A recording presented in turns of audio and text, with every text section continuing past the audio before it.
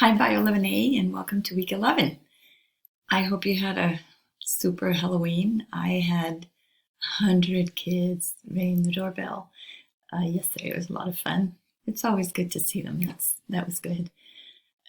Last year we needed to, we had a gutter chute that went through the gate, and candy went down the chute just because of the 6 feet distancing. So this year was a lot better.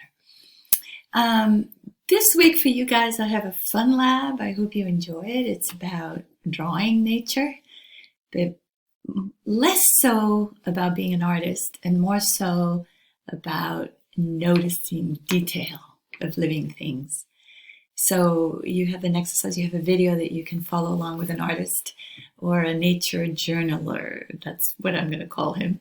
He does nature journaling. And he's fantastic, and you'll get guidance, and you'll pick something that you love, and you're going to draw it and submit it. So it's about noticing, and less so about your beautiful picture.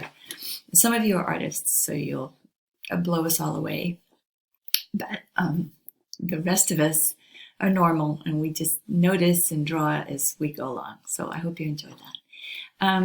The next thing this week, we have diversity. Diversity is pretty intense. It goes for 2 weeks, and there's a lot of different organisms that are in categories and in phyla. So the question that I usually get is, how much detail do you need to remember about this? And what I'm going to allow you a page both sides of notes on the next exam. But what you want to be able to know is, if I get a starfish, what phyla does it belong to? If I have a banana slug, where does that fit in this this category of phyla? Okay, so that's the level of detail, and we'll talk more as we go along. Other than that, I've been grading, and I think the lizard, I finished that. The lizard evolution went well. I think most of you got in this.